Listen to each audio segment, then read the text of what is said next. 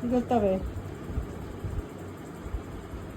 আজকে ব্লগের মাধ্যম দিয়েই আজকে বলবো মামাচরণের মামার বাড়ির কিছু ঘটনা। তো মামাচরণের মামার বাড়ি ছিল নবগ্রাম সর্বানন্দের বাড়ির থেকে দূরত্ব ওই 12 মাইল। বহুদিন হলো তার দুই পরিবারের মধ্যে কোনো বিশেষ সম্বন্ধ ছিল না, কারণ সর্বানন্দের স্বভাবজাত ছিল একগুঁয়েমি, আর যে যাতে বিত্তমান শ্বশুরবাড়িতে নিম্নগামী না হয়ে পড়েন। সর্বানন্দ দরিদ্র ব্রাহ্মণ ছিলেন, কিন্তু অতি সৎ ছিলেন আর কি। তো এই হলো তার মৃত্যুর পর তার খবর পেয়ে, তো সর্বানন্দের মৃত্যুর পর তার রাজকুমারীর ভাই হেমচন্দ্র খবর পেয়ে রাজকুমারীর কাছে আসলো তার দেখা করতে, এবং রাজকুমারী ছেলে মেয়েদের দেখেনি।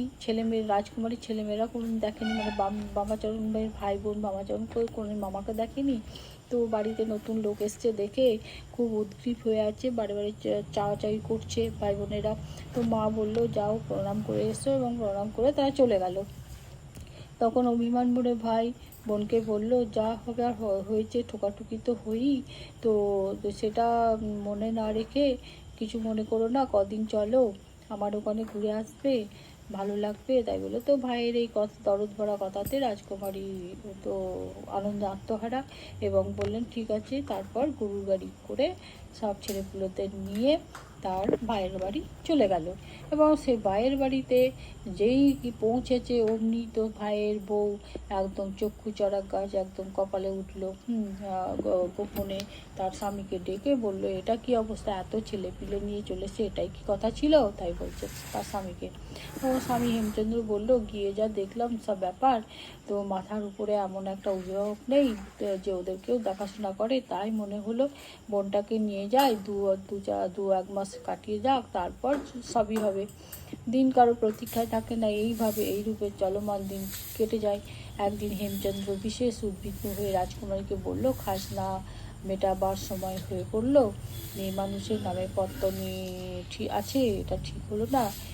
যদি বাবার নামে থাকতো তাহলেও হতো, কিন্তু তখন ভাইয়ের এই বিষণ্ণ মুখ পানে চেয়ে রাজকুমারী ধীরে ধীরে বললেন, অভিভাবক বলতে তো এখন তুমি, যা ভালো হবে তাই করো। তখন হেমচন্দ্র বলল, জানি দিদি, জমি জমা এগুলো বেটা ছেলের নামে থাকাই ভালো। রাজকুমারী বুদ্ধিমতী, সাধারণ নারীর মতো নয়, সে বুঝতে পারলো তার ভাইয়ের কৌশল। সে মুচকি হেসে বলল যে, এখন কয়েকদিন আমি ঘুরে আসি স্বামীর ভিটে থেকে, কারণ সেখানে অনেক দিন যাওয়া হয়নি। তো ভাই বললো ঠিক আছে। তার দিদির প্ল্যানটাও বুঝতে পারলো না, সে বললো ঠিক আছে, সাপ খোপ ঢুকবে, অনেক দিন বাড়ি ছাড়া, যাও আবার ভালো ঘুরে টুরে এসো, তারপর আবার হবে কথাবার্তা। কিন্তু সে আর ওখানে না গিয়ে তার স্বামীর বন্ধুকে জানালো, এবং সে যে রানী ভবানী ছিল তাকে বলল, লিখে পাঠালো, এবং তার কাজটা মুকুব করে দিল, এবং সেখানে তার বাবার একটা চাকরি হয়ে গেল। কিন্তু চাকরিটা বেশি দিন হলো না, সেখানে কমিটির লোকরা বললো যে বাবার মাথা খারাপ, এখানে বেতন দিয়ে রাখাটা ঠিক না, হ্যাঁ এইসব বললো। তো বাবার ওখানেও হলো না কিছু। তারপর সে তারাপীঠ তান্ত্রিক ভৈরব সম্প্রদায়ের সাধনার অঙ্গ ছিল তামসিক পঞ্চকারের বিভৎস একটা বিকৃত অর্থহীন। হ্যাঁ, তো সেখানে তারাপীঠের শ্মশানে যদি ভৈরব দল দীক্ষা গ্রহণে ইচ্ছুক হইতো, তাদের তো একদম কঠোর, একদম এভাবে সম্পন্ন করতে হতো। গুরুর কঠোর আজ্ঞা, নির্মম নির্দেশ মানিয়ে চলতে হতো আর কি। তা এইভাবে তার দিন তো কেটেই যায়, কখনো তারাপীঠ আসে, কখনো থাকে না, ওখান থেকে তার দেখে তার মা প্রচণ্ড উদ্বিগ্ন থাকলো, এবং মা তারাকে একদিন কেঁদে কেঁদে বললো, মা আমার পাগলা ছেলেটাকে সুমতি দাও, এসব বললো। তো একদিন হঠাৎ মা দেখছে তার ছেলে তার পাশে নাই, সে বেরিয়ে এসেছে। তো আবার সে একটু আলো জেলে দেখছে তার ছেলে সেখানে বাইরে বসে আছে, এবং তাকে বলছে যে চল আবার ঘরের মধ্যে চল, তাই বলছে আর কি। হ্যাঁ, তো এরকমভাবে মাঝে মাঝে চলেই যেত আর কি, আবার তার মা বানাতো।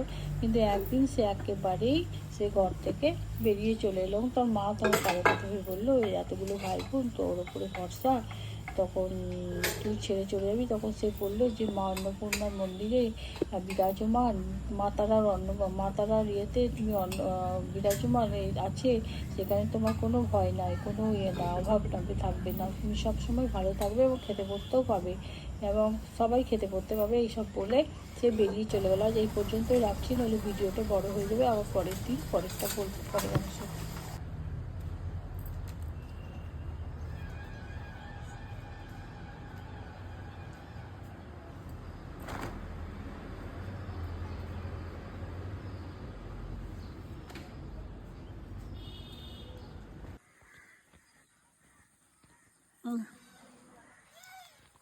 কোথায় গিয়েছিলিস ওর বসে থাকতে থাকতে?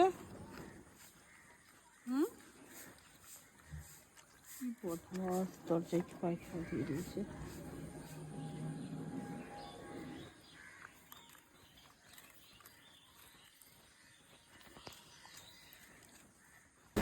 পাশে ওষুধ উঠাতে চললাম।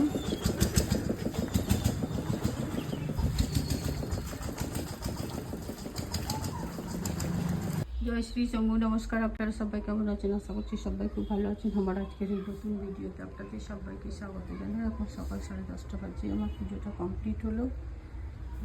রান্না করবো।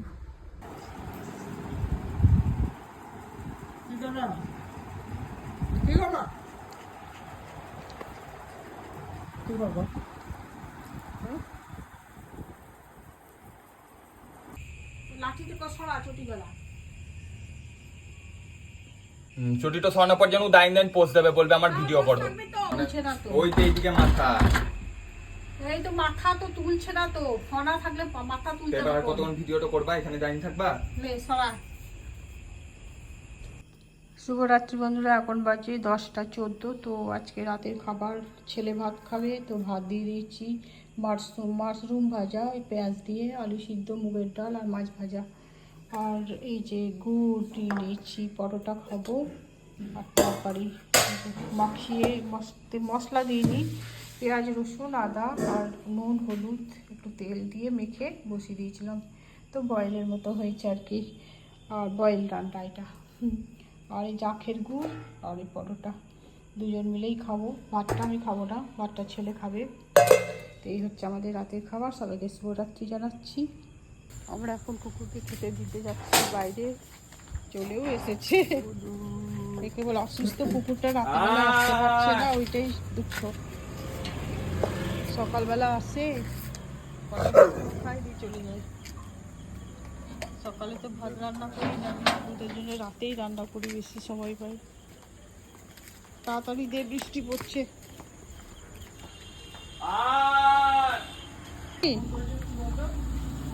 চ খেলে খালকা দাঁড়াও।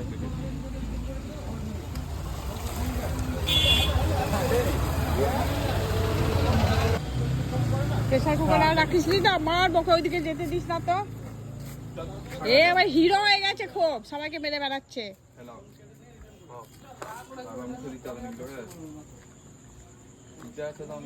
হ্যাঁ, তেড়ে বেড়াচ্ছে ওকে। আমাদের কুকুরকে খেতে দেওয়া হয়ে গেল, এবার আমরা বাড়ি যাবো। বৃষ্টি পড়ছে, তাড়াতাড়ি করার চেষ্টা করছি। এই হিরো হয়ে গেছে, সবাইকে তেড়ে তেড়ে বেড়াচ্ছে।